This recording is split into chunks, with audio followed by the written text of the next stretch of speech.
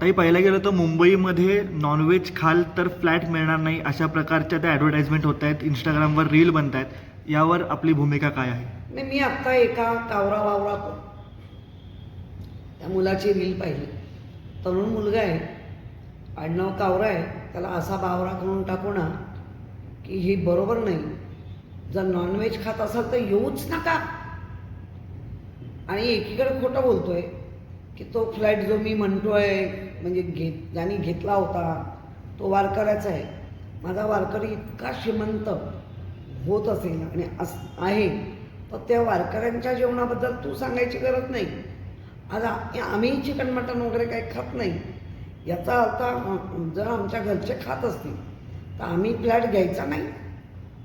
खाण्यावरनं तुम्ही कोण ठरवणार आहे एखाद्या सोसायटीत आम्ही राहायचं की नाही राहायचं? याचा अर्थ हा कुठेतरी भेदाभेद जो याच्या आधी मुसलमान हिंदू यांच्यामध्ये होत होता किंवा हिंदू ख्रिश्चन यांच्यामध्ये होत होता, आता भेदाभेद हा हिंदूंमध्ये व्हायला लागला आहे. आणि ही धोक्याची सूचना आहे, ही मराठी माणसासाठी धोक्याची.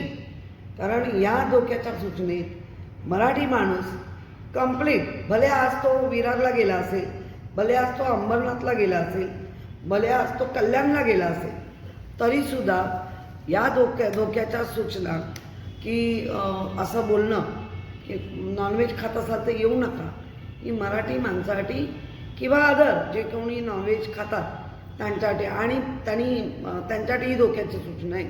आणि त्यांनी बोलताना साऊथ बॉम्बे, तुझ्या बापांनी ठेवलं काय रे?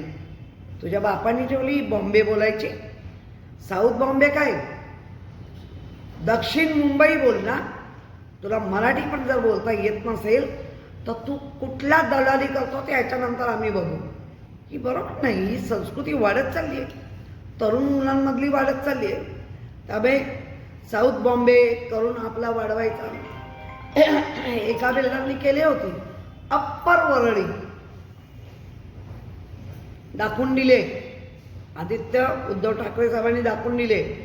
अप्पर वरळी नाही, वरळी. ही वरळीकरांची वरळी आहे, ही वरळीच राहणार. अप्पर परेल. अप्पर परेल काय?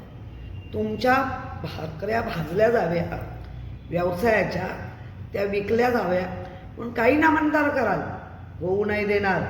अजूनही मराठी माणूस तेवढाच कडक आणि जिवंत आहे. तुमची थडगी आम्ही बांधू.